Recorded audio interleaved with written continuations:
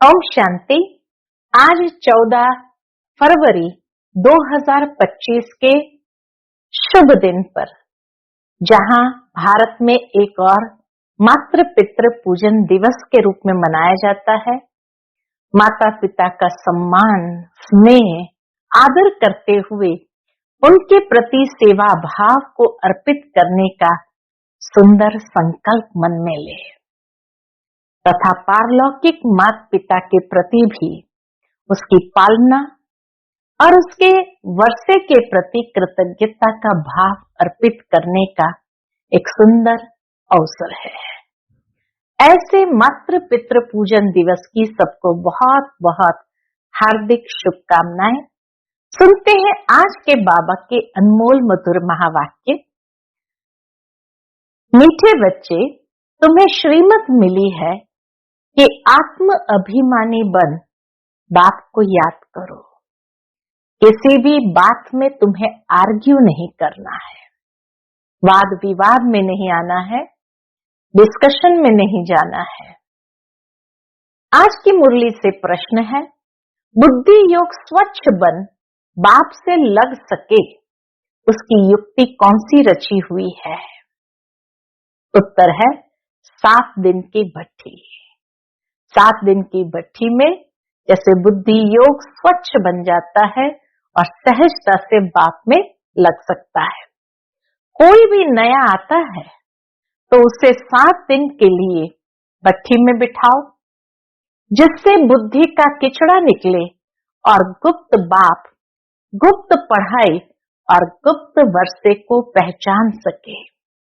अगर ऐसे ही बैठ गए तो मूंझ जाएंगे, समझेंगे कुछ नहीं। आज की मुरली से पहले गीत बजा है, जाग सजनिया जाग, अब नव युग आया रे। ओम शांति। बच्चों को ज्ञानी तू आत्मा बनाने के लिए ऐसे ऐसे जो गीत है वह सुनाकर फिर उसका अर्थ करना चाहिए, तो वाणी खुलेगी। मालूम पड़ेगा कि कहां तक सृष्टि के आदि मध्य अंत का ज्ञान बुद्धि में है। बहुत सुंदर बाबा कहे, मुख खुलने का ये सुंदर गीत का अर्थ सबको समझाना चाहिए। तुम बच्चों की बुद्धि में तो ऊपर से लेकर मूल वतन, सूक्ष्म वतन, स्थूल वतन के आदि मध्य अंत का सारा राज जैसे कि चमकता है। बुद्धि में यह ज्ञान चमक रहा है। बाप के पास भी यह ज्ञान है जो तुमको सुनाते हैं। यह है बिल्कुल नया ज्ञान। बल शास्त्र आदि में नाम है, परंतु वह नाम लेने से अटक पड़ेंगे, डिबेट करने लग पड़ेंगे। यहाँ तो बिल्कुल सिंपल रीति समझाते हैं। क्या समझाते हैं बाबा सिंपल रीति से?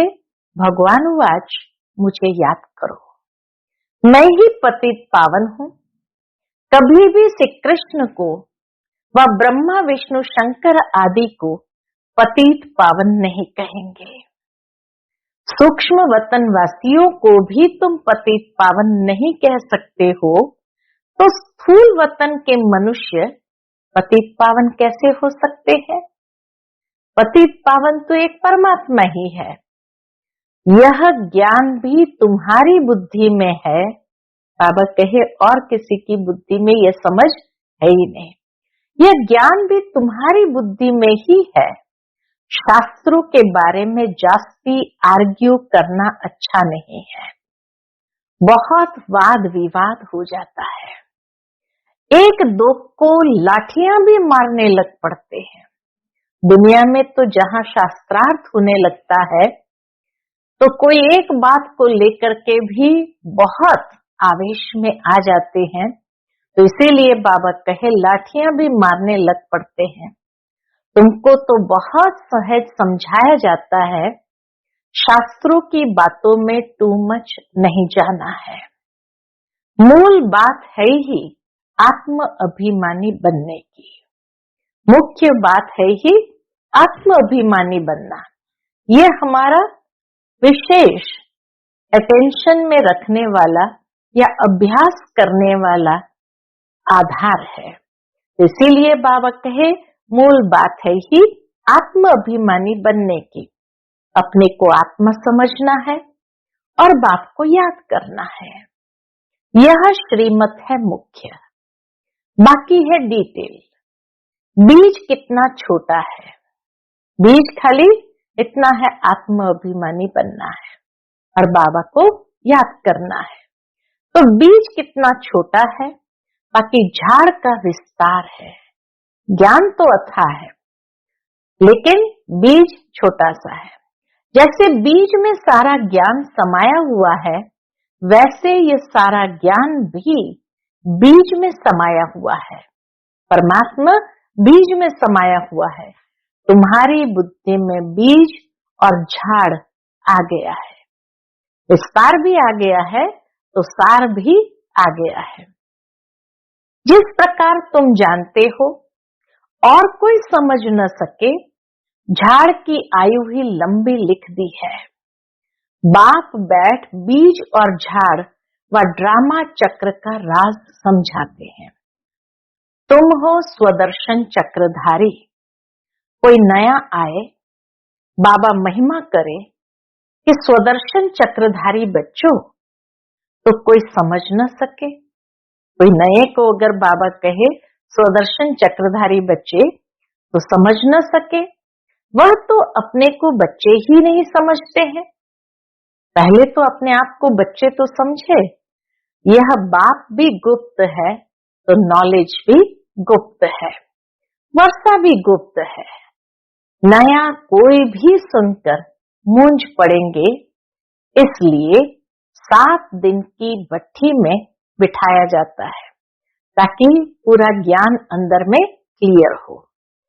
यह जो 7 रोज भागवत व रामायण आदि रखते हैं, वास्तव में यह इस समय 7 दिन के लिए भट्ठी में रखा जाता है, तो बुद्धि में जो भी सारा किचड़ा है वह निकाले और बाप से बुद्धि योग लग जाए। क्यों बाबा 7 रोज बैठाने की बात करते हैं? ताकि बुद्धि में सारी दुनिया भर का जो किचड़ा है वो सारा निकले और सहजता से बाप में बुद्धि योग लग सके। यहाँ सब है रोगी। सतयुग में ये रोग होते नहीं। हरेक के अंदर विकारों का रोग भरा पड़ा है। सतयुग में ये रोग नहीं होता है। इसलिए बाबा कहे किचड़ा साफ करना, या जिसको कहा जाए डिटॉक्स करना, बहुत जरूरी है। यह आधा कल्प का रोग है। 5 विकारों का रोग बड़ा भारी है। वहां तो देही अभिमानी रहते हैं, सतयुग में तो सब देही अभिमानी ही रहते हैं। जानते हो, हम आत्मा एक शरीर छोड़ दूसरा लेती है, पहले से साक्षात्कार हो जाता है। अकाले मृत्यु कभी होता नहीं। तुमको काल पर जीत पहनाई जाती है। संगम पर ही काल पर जीत पहनाई जाती है। काल काल महाकाल कहते हैं। महाकाल का भी मंदिर होता है। सिख लोगों का फिर अकाल तख्त है। हिंदुओं में महाकाल का मंदिर दिखाया है और बाबा कहे सिख लोगों का फिर अकाल तख्त है। वास्तव में अकाल तख्त ये भ्रुकुटी है, जहां आत्मा विराजमान होती है। सभी आत्माएं इस अकाल तख्त पर बैठी है। यह बाप बैठ समझाते हैं। बाप को अपना तख्त तो है नहीं, वह आकर इनका यह तख्त लेते हैं। ब्रह्मा बाबा का यह तख्त लेते हैं।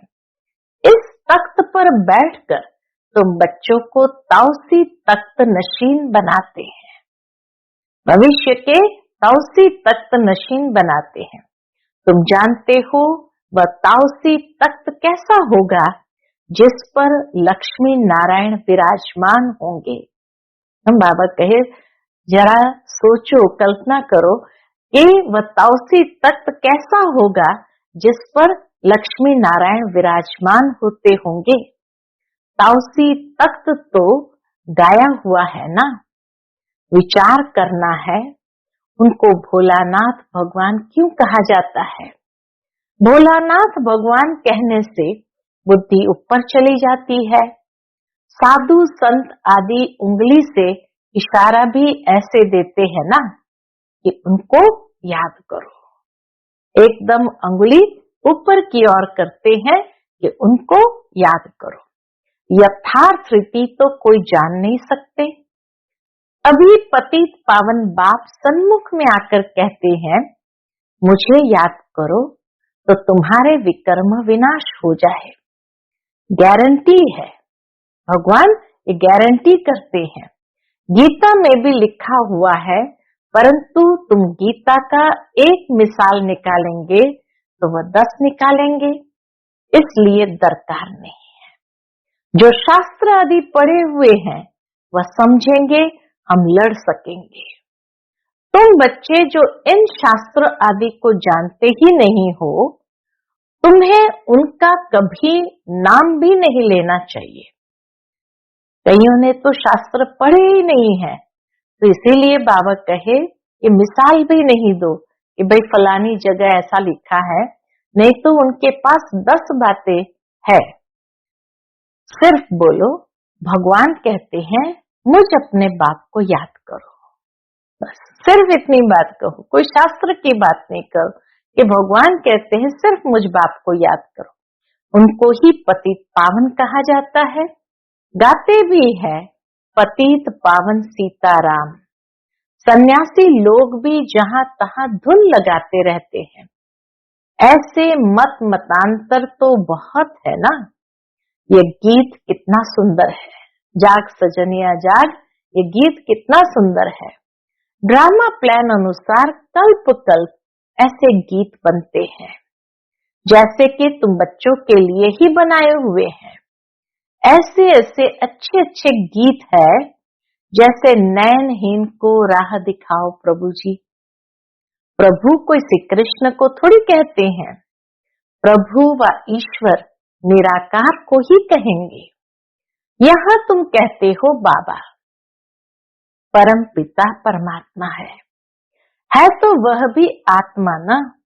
भक्ति मार्ग में बहुत टू मच चले गए हैं मनुष्य, भक्ति मार्ग में बहुत टू मच चले गए हैं। यहाँ तो बिल्कुल सिंपल बात है, अलफ और बे। अलफ अल्लाह, बे बादशाही, इतनी तो सिंपल बात है। बाप को याद करो तो तुम स्वर्ग के मालिक बनेंगे। बरोबर ये लक्ष्मी नारायण स्वर्ग के मालिक संपूर्ण निर्विकारी थे, तो बाप को याद करने से ही तुम ऐसा संपूर्ण बनेंगे। जितना जो याद करते हैं और सर्विस करते हैं उतना वह उच्च पद पाते हैं। वह समझ में भी आता है। स्कूल में स्टूडेंट समझते नहीं है क्या कि हम कम पढ़ते हैं। जो पूरा अटेंशन नहीं देते हैं तो पिछाड़ी में बैठे रहते हैं, तो जरूर फेल हो जाएंगे। पिछाड़ी में बैठे बैठे कोई आपस में मस्ती करते रहते हैं तो जरूर फेल हो जाएंगे। अपने आप को रिफ्रेश करने के लिए ज्ञान के जो अच्छे अच्छे गीत बने हुए हैं उन्हें सुनना चाहिए। ऐसे ऐसे गीत अपने घर में रखने चाहिए, किसको इस पर समझा भी सकेंगे कैसे माया का फिर से परछाया पड़ता है। शास्त्रों में तो ये बातें है नहीं कि कल्प की आयु 5000 वर्ष है, ब्रह्मा का दिन और ब्रह्मा की रात आधा आधा है। ये गीत भी कोई ने तो बनाए हैं। बाबा कहे ये गीत भी तो कोई ने बनाए हैं। बाप बुद्धिमानों की बुद्धि है, तो कोई की बुद्धि में आया है जो बैठ बनाया है। इन गीतों आदि पर भी तुम्हारे पास कितने ध्यान में जाते थे। शुरू शुरू में गीत बजते ही जैसे उस भाव में आ जाते तो ध्यान में चले जाते थे। एक दिन आएगा जो इस ज्ञान के गीत गाने वाले भी तुम्हारे पास आएंगे। इतनी बाबा की भविष्यवाणी सटीक होती है। बाप की महिमा में ऐसा गीत गाएंगे जो घायल कर देंगे, जो हृदय को घायल कर देंगे। ऐसे ऐसे आएंगे। ट्यून पर भी मदार रहता है। गायन विद्या का भी बहुत नाम है। अभी तो ऐसा कोई है नहीं। बाबा के समय में तो ऐसा कोई था नहीं। सिर्फ एक गीत बनाया था, कितना मीठा कितना प्यारा शिव भोला भगवान। बाप बहुत ही मीठा, बहुत ही प्यारा है। तब तो सब उनको याद करते हैं। ऐसे नहीं कि देवताएं उनको याद करते हैं। चित्रों में राम के आगे भी शिव दिखाया है। रामेश्वरम में श्री राम के आगे भी शिव दिखाया है।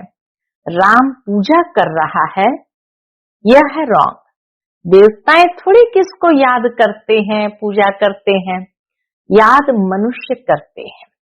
तुम भी अभी मनुष्य हो, फिर देवता बनेंगे।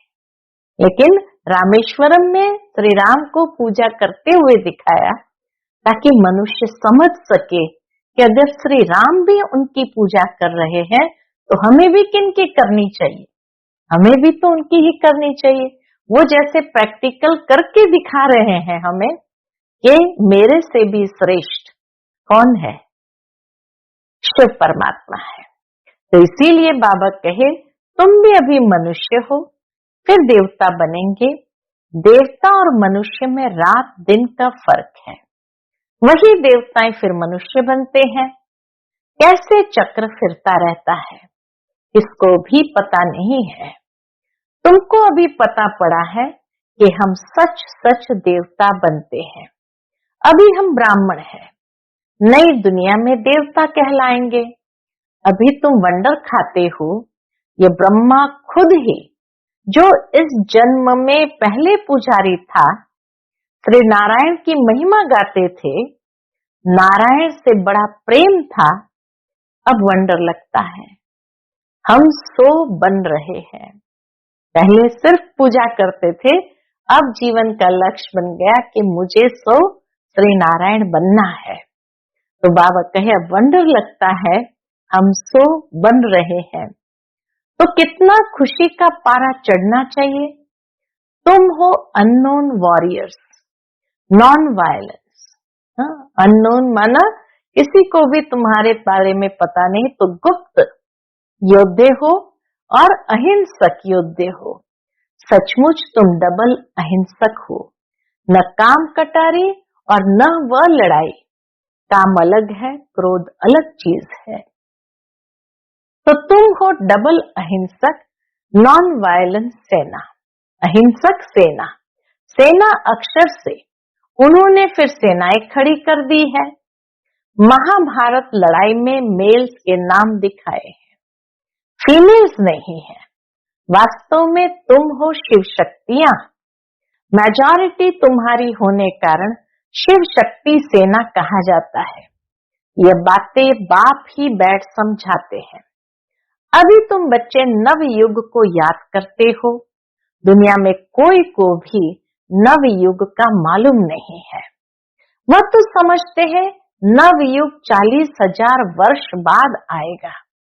सतयुग नव युग है, ये तो बड़ा क्लियर है। तो बाबा राय देते हैं, ऐसे ऐसे, आज कौन सी राय दी है, ऐसे ऐसे अच्छे गीत भी सुनकर रिफ्रेश होंगे और किसको समझाएंगे भी। ये सब युक्तियां हैं, इनका अर्थ भी सिर्फ तुम ही समझ सकते हो। बहुत अच्छे अच्छे गीत है। आज बाबा को बड़ा अच्छा लग रहा है गीत के ऊपर बताने का। बहुत अच्छे अच्छे गीत है अपने को रिफ्रेश करने के लिए। ये गीत बहुत मदद करते हैं। अर्थ करना चाहिए तो मुख भी खुल जाएगा, खुशी भी होगी। बाकी जो जास्ती धारणा नहीं कर सकते हैं, उनके लिए बाप कहते हैं घर बैठे बाप को याद करते रहो। गृहस्थ व्यवहार में रहते सिर्फ ये मंत्र याद रखो, बाप को याद करो और पवित्र बनो। बस यही मंत्र याद रखो, बाप को याद करो और पवित्र बनो। आगे पुरुष लोग पत्नी को कहते थे, भगवान को तो घर में भी याद कर सकते हैं, फिर मंदिर आदि में भटकने की क्या दरकार है। हम तुमको घर में मूर्ति दे देते हैं, यहाँ बैठ याद करो, धक्का खाने क्यों जाते हो। ऐसे बहुत पुरुष लोग स्त्री को जाने नहीं देते थे। बाबा कहे उनको जाने ही नहीं देते थे। चीज तो एक ही है, पूजा करना है और याद करना है। जबकि एक बार देख लिया फिर तो ऐसे भी याद कर सकते हैं। श्री कृष्ण का चित्र तो कॉमन है, मोर मुकुटधारी। तुम बच्चों ने साक्षात्कार किया है, कैसे वहां जन्म होता है वह भी साक्षात्कार किया है, परंतु क्या तुम उसका फोटो निकाल सकते हो। एक्यूरेट कोई निकाल न सके, श्री कृष्ण का एक्यूरेट फोटो कोई निकाल न सके। दिव्य दृष्टि से सिर्फ देख ही सकते हैं, बना नहीं सकते। हाँ, देखकर वर्णन कर सकते हो, बाकी वो पेंट आदि नहीं कर सकते। बल होशियार पेंटर हो, साक्षात्कार भी करे तो भी एक्यूरेट फीचर्स निकाल न सके। कितने दिव्य वो फीचर्स होते हैं, तो कैसे निकाल सकते हैं। तो बाबा ने समझाया, कोई से आर्ग्यू जास्ती नहीं करना है, बोलो तुमको पावन बनने से काम है। शास्त्रों में क्या लिखा है नहीं लिखा है, बस मुख्य बात है बाबा को याद करो और पवित्र बनो, तो पावन बनने से काम है। और शांति मांगते हो तो बाप को याद करो और पवित्र बनो। पवित्र आत्मा यहाँ रह न सके, वह चली जाएगी वापस। आत्माओं को पावन बनाने की शक्ति एक बाप में है, और कोई पावन बना नहीं सकता। तुम बच्चे जानते हो ये सारी स्टेज है, इस पर नाटक होता है। इस समय सारी स्टेज पर रावण का राज्य है, सारे समुद्र पर सृष्टि खड़ी है। ये बेहद का टापू है, वह है हद के, यह है बेहद की बात, जिस पर आधा कल्प दैवी राज्य, आधा कल्प आसुरी राज्य होता है। ये खंड तो अलग अलग है, परंतु यह है सारी बेहद की बात। तुम जानते हो हम गंगा जमुना नदी के मीठे पानी के कंठ पर ही होंगे। बाबा कहे तुम जानते हो, क्या जानते हैं कि हम गंगा जमुना नदी के मीठे पानी के कंठे पर ही होंगे। समुद्र आदि पर जाने की दरकार ही नहीं रहती। यह जो द्वारिका कहते हैं वो कोई समुद्र के बीच होती नहीं है। द्वारिका कोई दूसरी चीज नहीं है। तुम बच्चों ने सब साक्षात्कार किए हैं। शुरू में ये संदेशी और गुलजार बहुत साक्षात्कार करती थी। संदेशी दादी और गुलजार दादी जी बहुत साक्षात्कार करती थी। इन्होंने बड़े पाठ बजाए हैं, क्योंकि भट्ठी में बच्चों को बहलाना था, तो साक्षात्कार से बहुत बहुत बहले हैं। बाप कहते हैं फिर पिछाड़ी में बहुत बहलेंगे। फिर वो पाठ आदि सो अंत का, तो बाबा कहे पिछाड़ी में फिर बहुत बहलेंगे। वह पाठ फिर और है, गीत भी है ना, हमने जो देखा सो तुमने नहीं देखा। तुम जल्दी जल्दी साक्षात्कार करते रहेंगे। जैसे इम्तिहान के दिन नजदीक होते हैं तो मालूम पड़ जाता है कि हम कितने मार्क्स से पास होंगे। तुम्हारी भी ये पढ़ाई है। अभी तुम जैसे नॉलेजफुल हो बैठे हो, सभी फुल तो नहीं होते हैं। स्कूल में हमेशा नंबरवार होते हैं, यह भी नॉलेज है। मूल वतन, सूक्ष्म वतन, तीनों लोकों का तुमको ज्ञान है।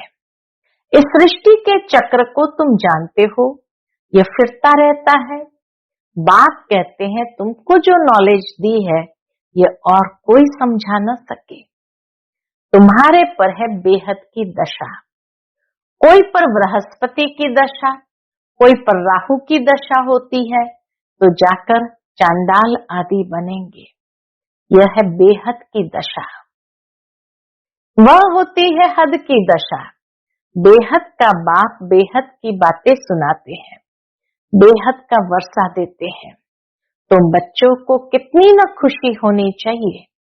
तुमने अनेक बार बादशाही ली है और गंवाई है, ये तो बिल्कुल पक्की बात है। नथिंग न्यू, तब तुम सदैव हर्षित रह सकेंगे, नहीं तो माया गुटका खिलाती है। तो तुम सभी आशिक हो एक माशूक के, सब आशिक उस एक माशूक को ही याद करते हैं। वह आकर सभी को सुख देते हैं। आधा कल्प उनको याद किया है, अब वह मिला है तो कितनी खुशी होनी चाहिए। अच्छा, मीठे मीठे सिकिलते बच्चों प्रति माता पिता बाप दादा का याद प्यार और गुड मॉर्निंग। रूहानी बाप की रूहानी बच्चों को नमस्ते।